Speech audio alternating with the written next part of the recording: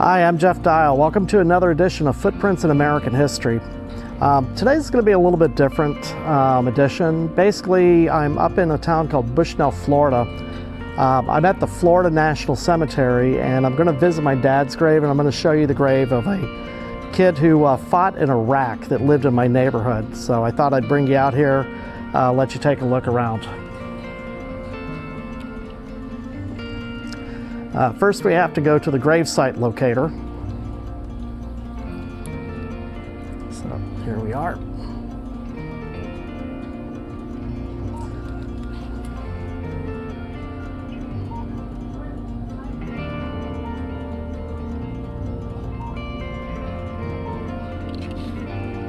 Sorry about that.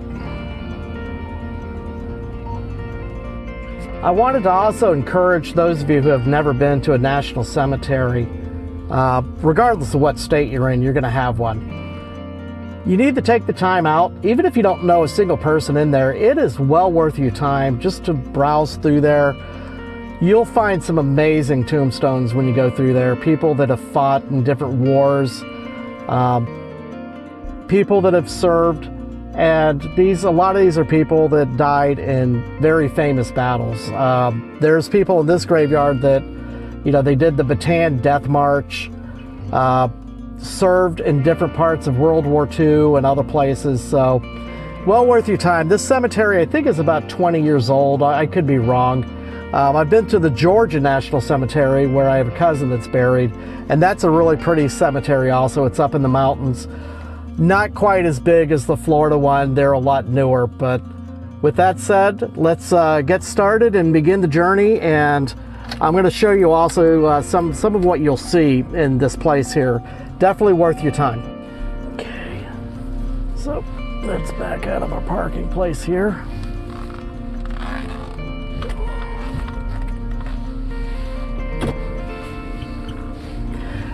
Florida National Cemetery is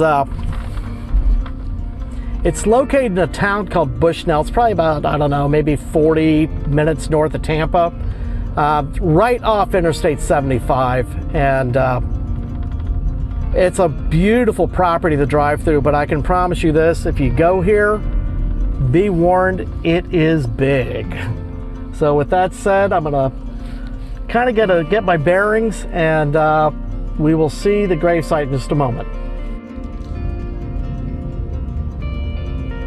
As you can tell, it's a really beautiful cemetery.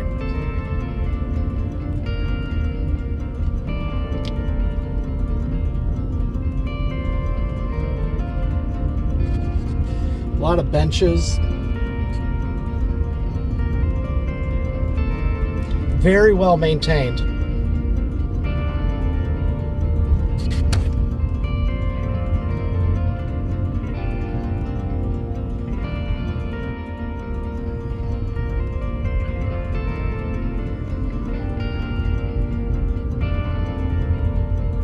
Still looking, but I thought you guys should see this one. This is kind of an interesting one.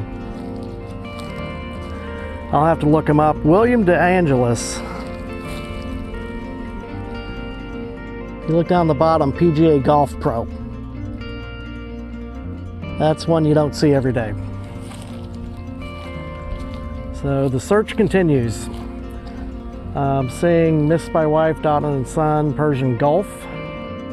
A lot of U.S. Navy, Marines. Here's one that's a merchant marine.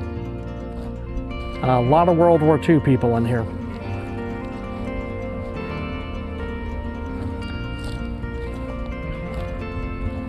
So, search continues. Okay, I found it. Just wanted to show you another example of what I was talking about here. Frederick Martin. U.S. Navy, Korea, Vietnam, fair winds and following seas.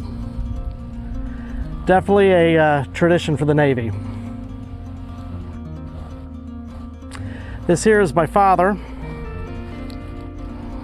He was a really good man. There you go.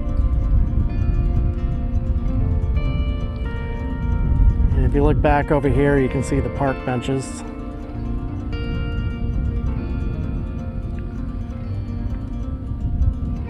Just a beautiful cemetery.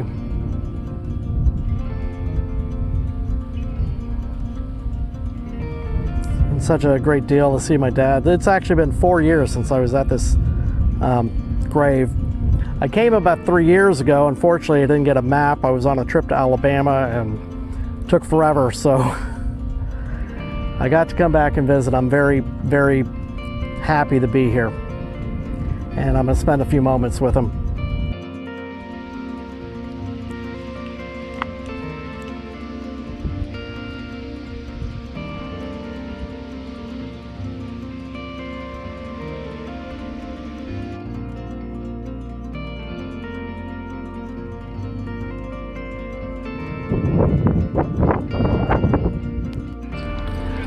Okay, we are here in, I believe this is the correct area, section 412, and we're gonna go see a person named Jonathan Rossi. He fought in Iraq.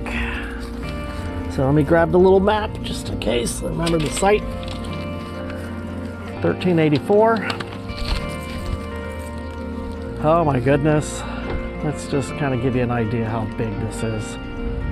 I don't know if you can get an idea, but it goes pretty far back there.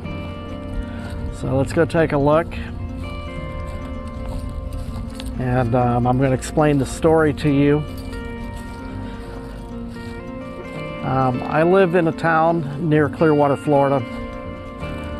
And Jonathan, I never really knew the kid, to be honest. Oh my gosh, he's buried way back there. And there are rows and rows and rows. This is a big area. The car got washed going through those sprinklers over there.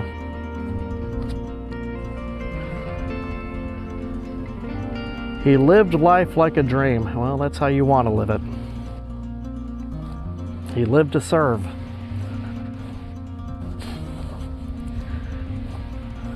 '82nd Airborne all the way.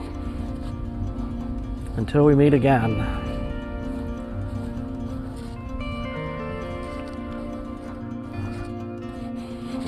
It's really weird. This stone here, Jerome Helms, 2019. Yeah, you look at all the other tombstones, they're dated 1997. So let's go a little bit further back. Another World War II. A lot of World War IIs in this cemetery. And like I said, I once saw one that had Bataan Death March. So I'm getting a little bit back there. World War II, World War II. If you meet somebody that fought in World War II, not only thank them for their service, but talk to them about what they did. I met a person that was on an aircraft carrier. It might have been the Hornet, and the dive bombers, the Japanese the kamikazes. He was on there when one of them went down, and he was below deck, and it really, really rocked that carrier. And if I remember correctly, he told me that several people did die in that attack. Fire was on the deck, and okay, here we are.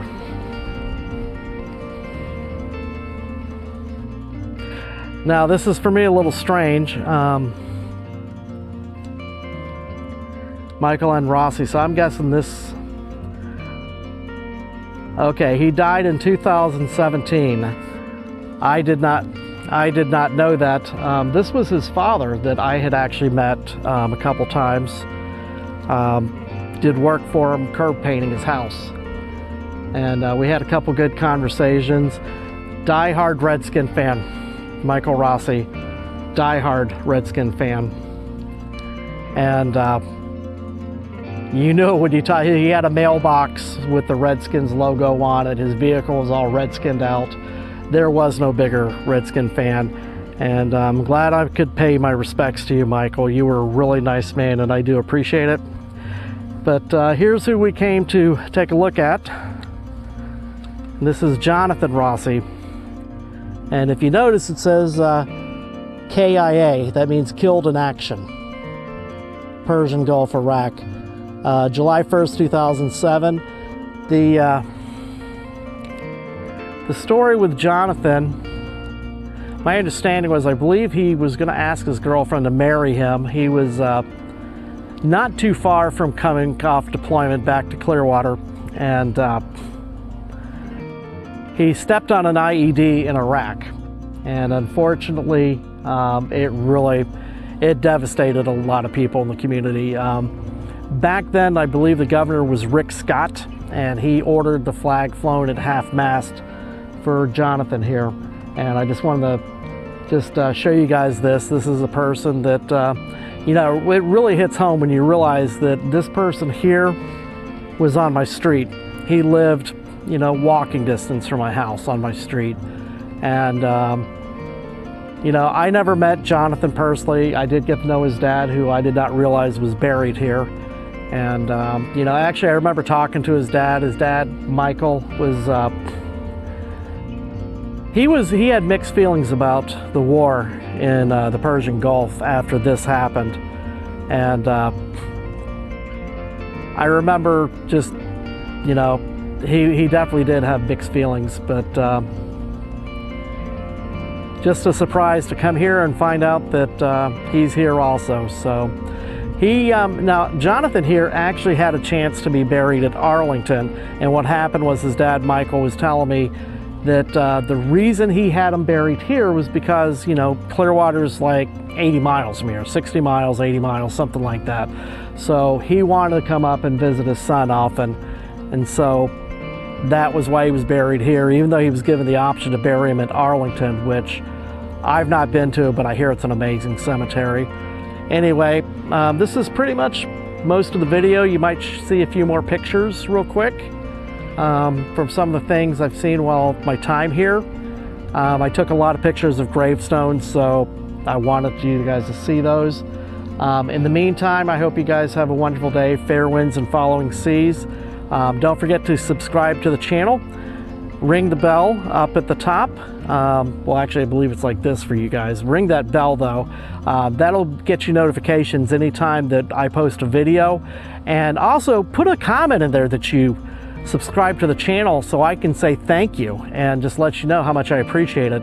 In the meantime, I hope you guys have a wonderful day, and you could not pick a more beautiful day to be here. It's springtime, so the spring colors are just absolutely gorgeous. If you look at this tree, Florida does not have the flowers like a lot of other states unless you go up to North Florida, but we do have some beautiful springs. And it's 75 degrees out. You could not ask for a more perfect day here in early March. Thank you so much. We'll talk again soon.